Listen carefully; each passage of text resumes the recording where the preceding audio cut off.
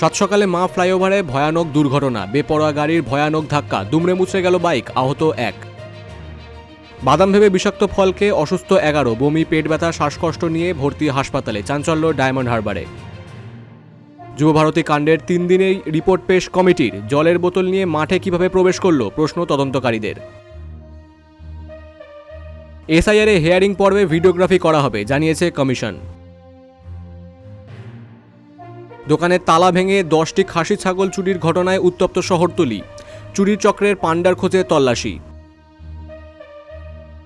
কাকদ্বীপে trawler দুর্ঘটনায় 11 জন মৎস্যজীবীকে উদ্ধার করা হলেও খোঁজ নেই বাকি 5 জনের।